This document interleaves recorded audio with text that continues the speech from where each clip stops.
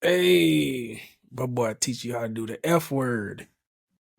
Yeah, just got out of jail 3 years, got 75 racks built up, and that boy got the palm trees in the back too. So you already know he in Florida getting it in. Yo, what's good, YouTube? I'm back at it again with another video. You know, Michael, aka Mr. Drake Visions on social media. If you want me to react to something you want me to react to, simply just inbox me and I'll share it on here. But without further ado, let me get back to the best job in the world, and that's, reacting to stuff and rocking out with y'all. All right, let's go. If you get a collection notice in the mail, do not pay it.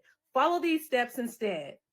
You're going to demand that the collection agency send you 4 pieces of information. The first piece of information is going to be the original contract with. All right.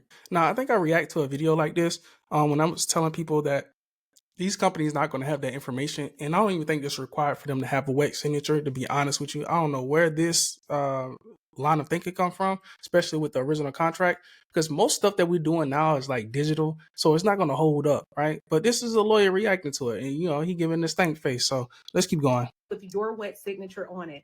The second piece of information is going to be the creditor information, meaning the name, address, and phone number of the original merchant. The third. All right. And what he's talking about here is you can only ask for this within the first 30 days of the initial contact. Well, when somebody gets your debt, they gotta let you know that you got 30 days to dispute anything. This is what he's talking about. So yeah, it's it's something known in the credit repair space. I think it's kind of getting it was getting out of hand from the people who are just doing credit as a side business.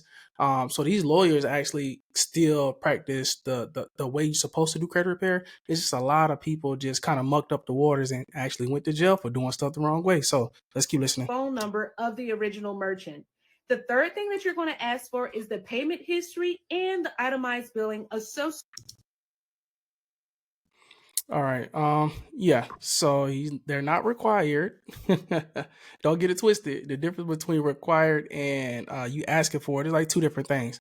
Um, they're probably not required to send you this information. But if they do, they can help validate the debt, and then, but that goes along with the number 2 that he said as well. Like they don't have all this information. They sometimes they don't even need it, unless you like going to court or something. Associated with the account. And the fourth piece of information is going to be proof of ownership, meaning that the collection agency has to provide you proof that they actually are authorized to collect the debt from you. Okay, so if you guys look at your contract or whatever application or anything you sign, you're gonna see the words we, our, us, them. You're gonna see these words, and these words are just are simply put there so they can assign the contract to whoever they want to. So when people say, "Hey, it's in collections, they already got paid, they can't get paid again," XYZ, like that, none of that stuff matters because they're writing their stuff off on their books, right? They're like, hey, look, this debt is like, look, this is what this person did. They didn't pay us back. Our bank wasn't profitable because these many people didn't pay us back. Now, they still can come collect because you still owe that debt. They just letting the government know that, hey, we took an L. Now, they'll only have 30 days to get this information, and most of the time they can't get the information, which ultimately invalidates the debt. And if it's hit your credit, I mean, this simply stated, he said it right here, this doesn't validate, that does not invalidate the debt. Just because they don't give it to you don't mean it's invalid, right? That means they didn't give it to you. So now what you gonna do? And this is the difference between a lawyer and I guess a regular person who just learning credit repair. Like, of course, some of the things you're gonna do gonna work, but does that mean it's right? No. it has to be removed from your credit. And if they don't follow these guidelines and they're found to be within a violation.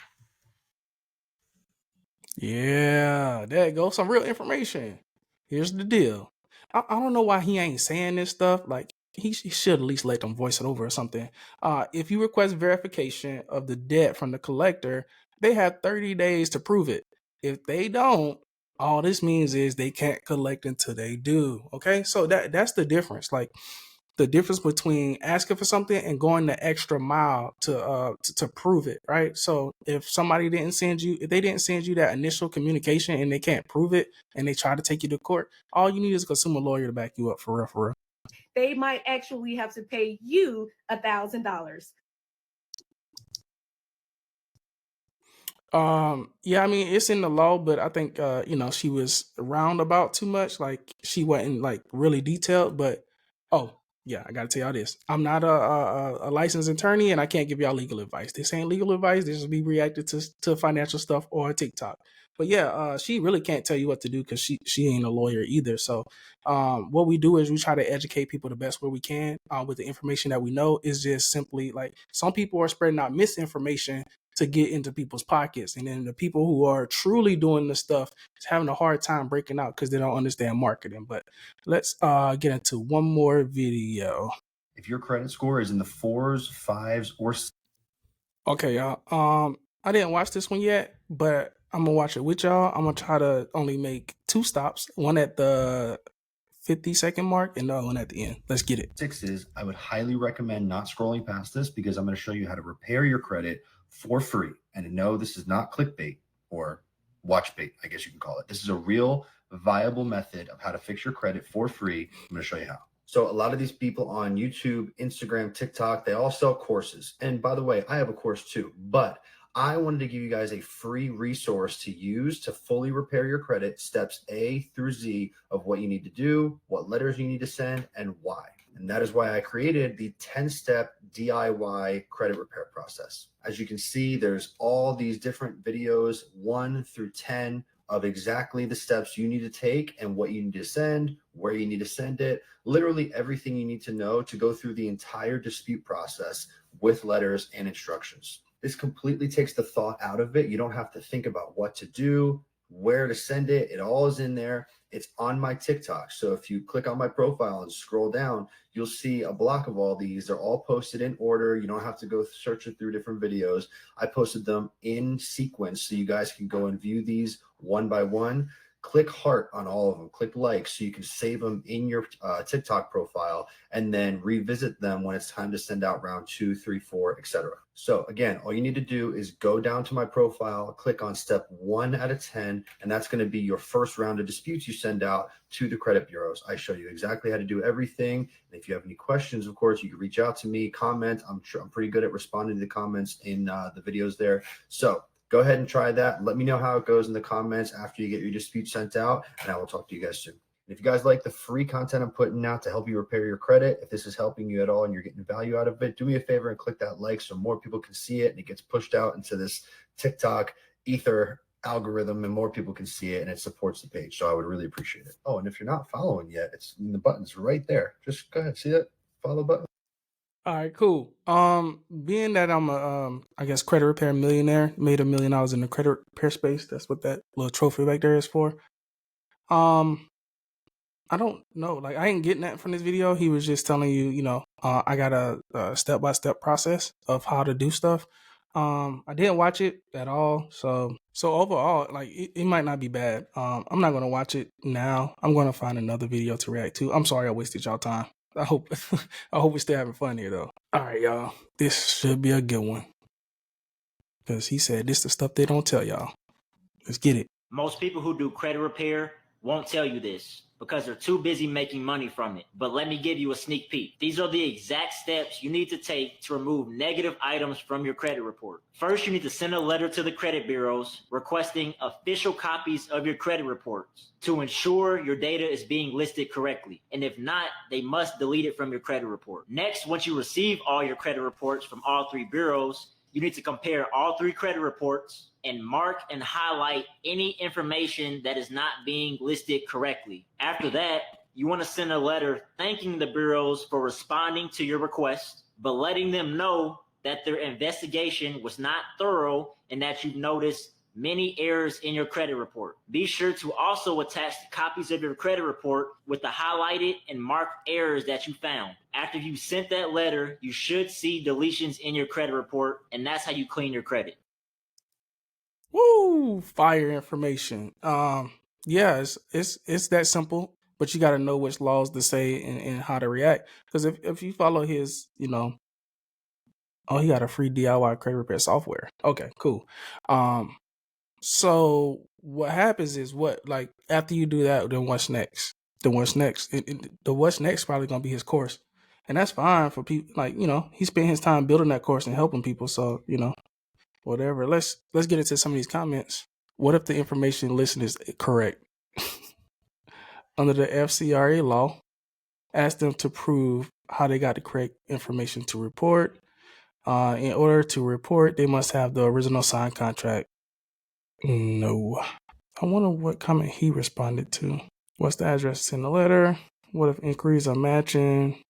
All bureaus. You can remove inquiries not tied to open accounts. Okay. Absolutely. It's basically fraud. Oh my goodness. I'm looking to get started. What site can I get my credit report from? That's good. Credit repair software ain't no joke. Yeah, just don't get trapped up in it, man. What he said was kind of true, and it's to go along with that one that lady was talking about with the lawyer. Everything is in context, y'all. So when trying to fix your credit or trying to do stuff, 30 seconds ain't a lot of time, or 60 seconds ain't a lot of time to explain nothing. Even 10 minutes ain't a lot of time to explain some things, because your case may be a little bit different than somebody else's, and that is where actually hiring a professional will come into place. But this one got 4,000 likes. I hope he really got some traction. Oh my goodness. This is crazy. This is a crazy one. I don't even thought this credit repair. Let me get this one for my thumbnail. If I got out of prison today, I would do anything in my power to get an LLC. An LLC costs about $150, and you could go on LegalZoom. They actually have an option for a breakdown where you pay about $50 a month. I would put the LLC in my name. So if my name is John Smith, it would be John Smith LLC. You could have multiple businesses using one LLC with your name being the foundation. I would then head over to irs.gov and get my EIN number for free. Don't believe none of the advertisements on LegalZoom that these people are going to get you your EIN for X amount of dollars. They're going to ask you what your NAICS code is once you file for the LLC. Make sure you Google it, and it's not a high-risk industry. You're going to need some kind of income, so I would get me whatever job I had to just for the meantime. I would then get me a business address using one of these apps. There's a million of them. They're about $10 a month. I use iPostal. Check it out. I would also get me a business phone number. If you want to get fancy, there's toll-free numbers you could pay for like $10, $15 a month as well. I personally use an app called Sideline. It has a regular number. It's not my number, but if someone calls, it actually goes to my phone. I would then take all this and go to a local credit union and ask for a business checking account. I would put whatever little money I had in there for the meantime, and then I would go back to work. Don't rush. I would put all the money I made at that job into my business checking account. I would then go back to the same credit union and ask for a business checking line of credit using my personal credit as a guarantee. In my personal experience, you're going to need at least a 600 credit score, but I've heard of people doing it with less. Depending on how well your credit is and how good you set your business up, you'll qualify for a business loan. I've been able to pull out about 75 grand, and I've only been out of prison 3 years. If you have any questions, drop them in the comments, and I'll try to answer them with the video. Hey, my boy, teach you how to do the F word. Yeah, just got out of jail 3 years, got 75 racks built up, and that boy got the palm trees in the back too. So you already know he in Florida getting it in. All right, but I think the content is in the comments. What y'all think? Let's see. Woo! You gotta pay that money back though. First one out the gate swinging. Woo! I think that since he's advising felons, they plan to file Chapter 7 eventually. That's why you invest those loans in income producer assets. Pay back the loan and flip the profits. Wash, rinse, repeat. Ooh, that boy know what you talk about, I guess. Because if it was that easy, everybody would do it. Somebody say, duh, it's a loan. Most banks require you have an active business account for minimum 2 years. I'm trying to look for the creator to respond back. I don't think he would. Oh, there you go. Business owners for about 7 years now. This info alone is worth money. I wish I had this info when I started, LOL. I made it, but this would have helped a ton. Dude. Somebody said, why you sound like Cat Williams? He's my brother. So I'm looking, and he ain't really answering no questions. He's just saying, thank you, thank you. Oh, but how many? 100,000 views? That's crazy. What does he have? And he don't got no links or nothing. Bro, his name is Felony Entrepreneur. Felon Entrepreneur. Look how many, bro. Okay. Look how many followers he got, bro. The lawyer ain't even get that many followers. And bro got a t-shirt line. What else is he selling? How many videos he got? Hey, my boy out here winning. I ain't gonna lie. He got, he's a lot of videos. So he gotta have like 100 videos. And, they might not be too good, but a lot of those financial ones, they really took off and gave him like 20K. So yeah, he really got a good following. The people who ain't really doing too much gonna watch him. Oh, and he made $3,000 off TikTok. I made $3,200 off TikTok last month. And the key to my success was people in the comment section spewing hate. This ain't to mention the $3,000 I made last week, or the $4,000 I made the week before that, or the $3,000 I made the week before that.